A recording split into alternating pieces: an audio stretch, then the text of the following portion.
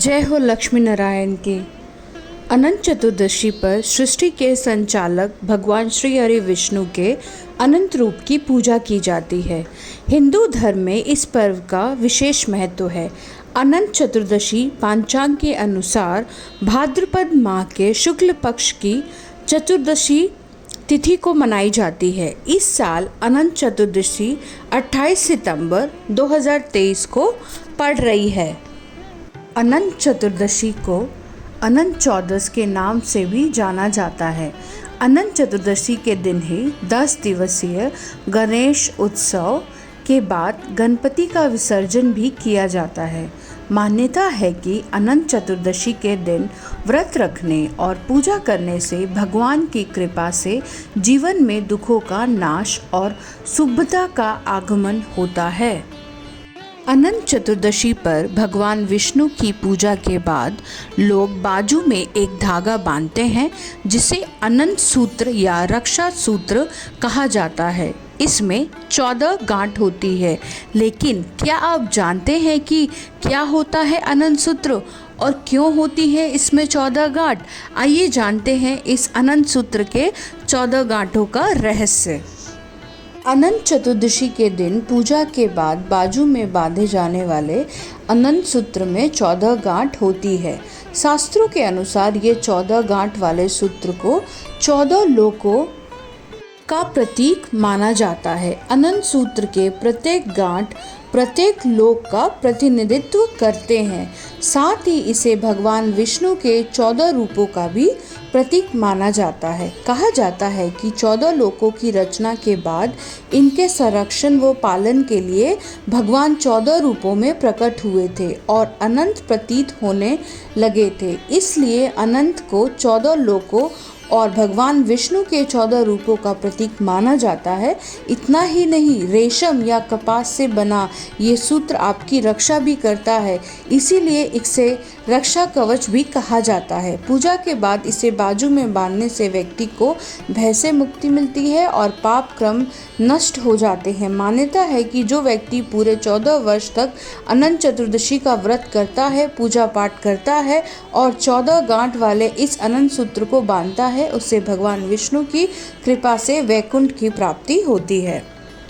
अनंत सूत्र को महिलाएं बाएं हाथ की बाजू में और पुरुष दाहिनी हाथ की बाजू में बांधते हैं। अनंत चतुर्दशी के दिन भगवान विष्णु की पूजा करें और फिर अनंत सूत्र को हल्दी या केसर से रंगे।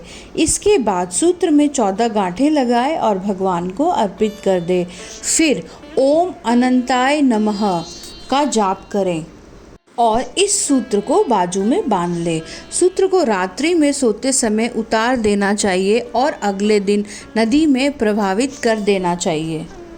अब जानते हैं अनंत चतुर्दशी की तिथि और समय।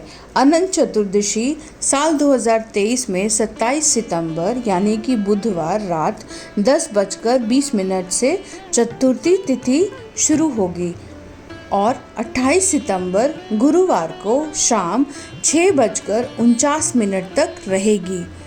27 सितंबर 10:20 रात को शुरू होगी और 28 सितंबर शाम को 6:49 तक ही रहेगी। और उदया तिथि के कारण इस व्रत को हम 28 सितंबर को ही रखेंगे और इसी दिन हम गणेश जी का विसर्जन भी करेंगे। यानी कि अगर आपने पूरे 10 दिनों तक बप्पा को अपने घर में विराजमान करके रखा है तो उन्हें आज के दिन श्रद्धा पूर्वक धूमधाम से उनकी पूजा आराधना करके उन्हें विदाई दें। अनंत चतुर्दशी का जो व्रत होता है वो सुबह से लेकर शाम तक रहता है। ऐसे में आप सुबह सुबह संकल्प लेकर अपना व्रत रखें और शाम को पूजा आराधना करने के बाद आप अपने व्रत का पारण करें।